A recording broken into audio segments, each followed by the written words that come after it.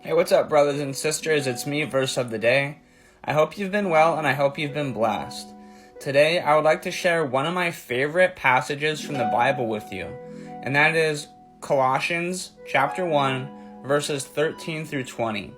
And I'll explain why I chose this passage at the end of the video, so stay tuned. With that being said, let's get started.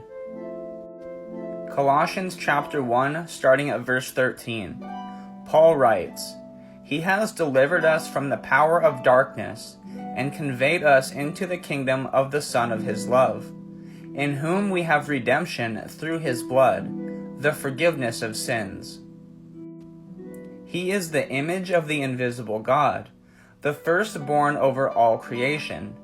For by him all things were created, that are in heaven and that are on earth, visible and invisible, whether thrones or dominions or principalities or powers.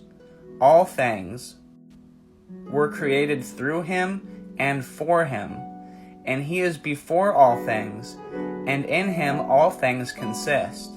And he is the head of the body, the church, who is the beginning, the firstborn from the dead, that in all things he may have the preeminence. For it pleased the Father that in him all the fullness should dwell, and by him to reconcile all things to himself, by him, whether things on earth or things in heaven, having made peace through the blood of his cross." The reason why this is one of my favorite verses of the Bible is because it proves that Jesus is the image of God, and by him all things exist. And God does not give his authority to someone else. He gives his authority to himself. He gives his authority to the image of himself.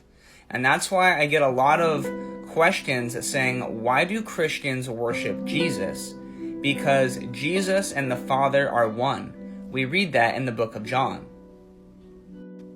When Thomas asks Jesus, "Lord, show us the Father," Jesus replies, "Whoever has seen me has seen the Father also."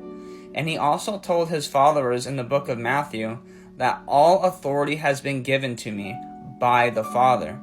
As I mentioned before, he exists before time, and he gives authority to himself.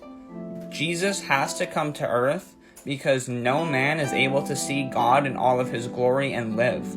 And that's why we await the redemption of our bodies, so that one day we can behold God in all of his glory.